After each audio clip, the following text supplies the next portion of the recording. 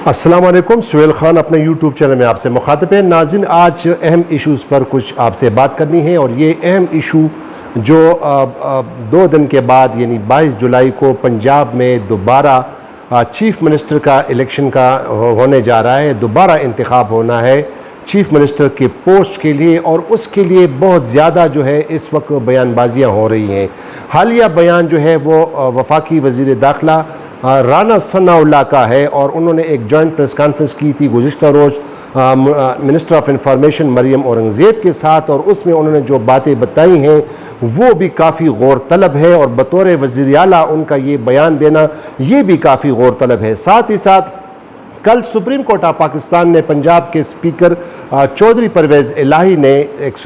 Contempt की petition तौहीन अदालत की दरख्वास्त दायर की थी, जिसमें उन्होंने कहा था कि सुप्रीम कोर्ट का जो 1 जुलाई को जो आर्डर था उसमें सुप्रीम कोर्ट ऑफ पाकिस्तान ने क्लियर कट ये कहा था कि 22 जुलाई को चीफ मिनिस्टर का इलेक्शन होगा पंजाब का, और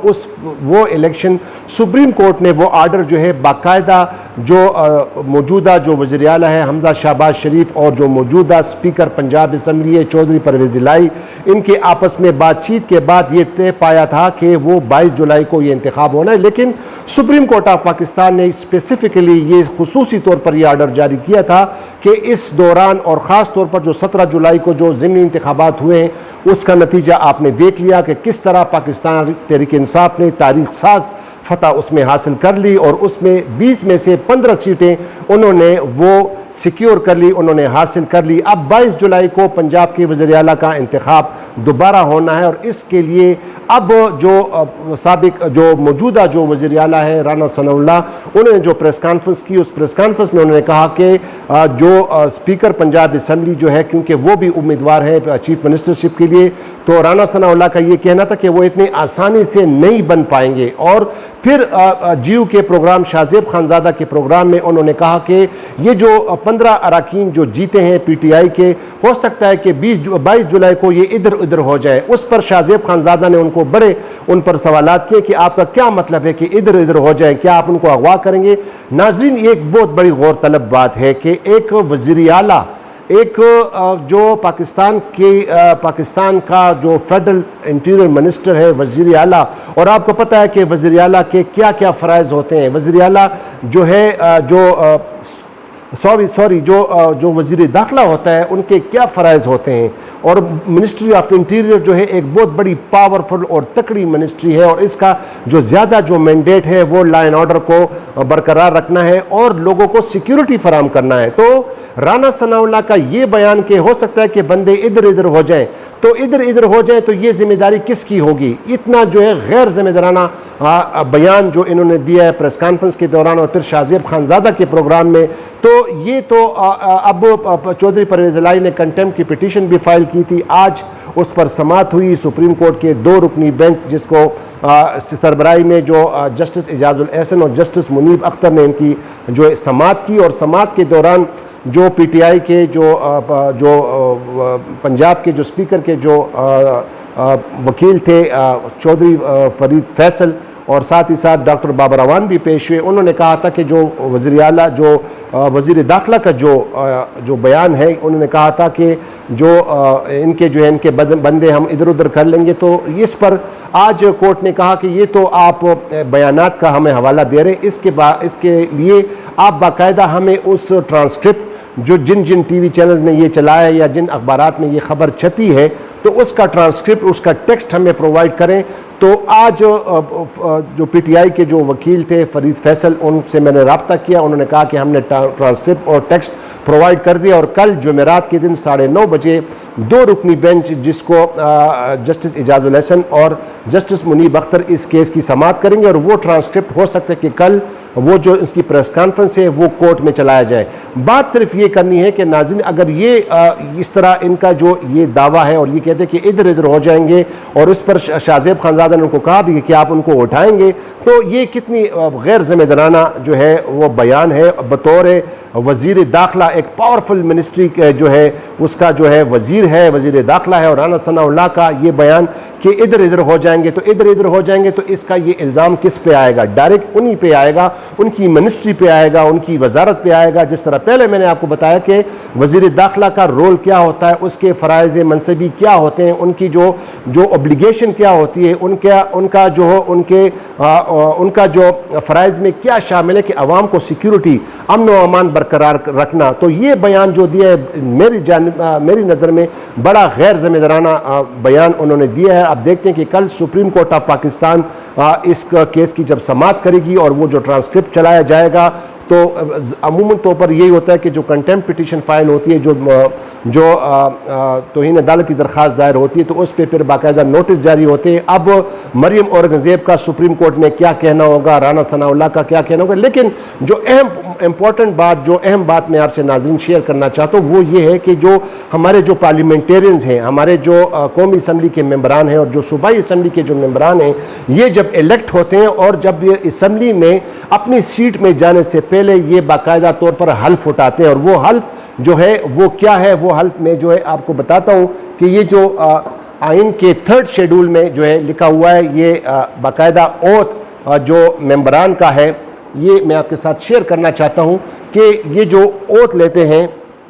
ये ज़रा मैं आपसे शेयर करता हूँ। ये इस वक्त मैंने आइन की किताब जो है वो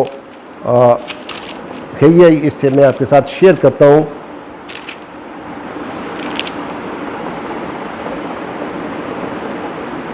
जी नाज़रीन, ये जो आइन के 3rd शेड्यूल में ये बाकायदा जो है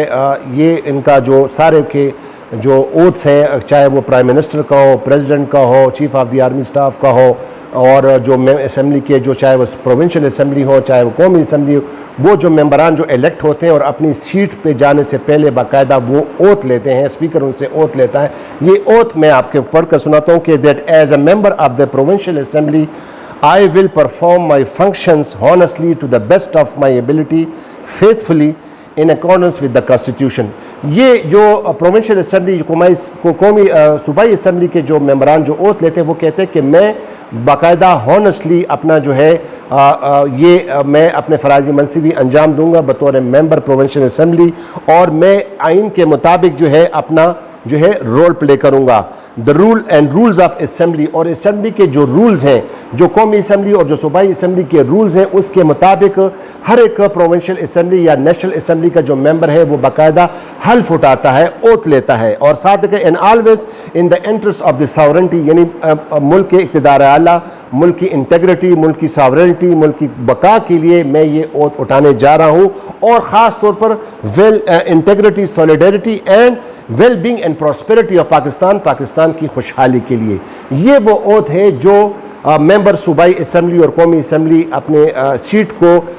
पे बैठने से पहले ये ओथ उठाता है। ये आपसे शेयर इसलिए करना था कि अगर राना सनाउल्लाह का ये दावा है कि ये मेंबरान इधर इधर हो जाएंगे, या ये जो मेंबरान जो नए इलेक्ट हुए हैं पाकिस्तान तहरीक इंसाफ के टिकट पर, जो 15 सीटों पर जो मुंतखब हुए हैं ज़िमनी इंतखाबात में, अगर राना सनाउल्लाह ये कहता है कि ये बंदे इधर उधर हो जाएंगे, तो इसका क्या मतलब है? इसका मतलब ये है कि ये शायद इनको दोबारा रिश्वत देंगे, इनको ख़रीदने की कोशिश करेंगे, इनको उठाएंगे। जिस तरह शाहजेब खानजादा ने प्रोग्राम में उसको बड़ा उन्होंने कहा कि क्या आप उनको उठाएंगे, उन्होंने कहा नहीं ये बात नहीं है, लेकिन ये जो है लोग जो है ना उनकी जो है वफादारी में तब्दील हो सकती है। अब वो पाकिस्तान तहरीक इंसाफ ने पाकिस्तान की हिस्ट्री में इतने बड़े मार्जिन से बाकायदा जो है 15 सीटें जीती हैं, 20 में से 15 सीटें उन्होंने जीती हैं, और अब पंजाब का जो वज़ीर आला जो दोबारा मुंतखब होना है 22 जुलाई को सुप्रीम कोर्ट के ऑर्डर के मुताबिक, तो अगर ये मेंबरान जो नए मेंबरान जो जीते हैं, अब इनका शायद कल इलेक्शन कमीशन ऑफ पाकिस्तान इनका नोटिफिकेशन जारी कर देगा, तो इसके बाद फिर यही मेंबरान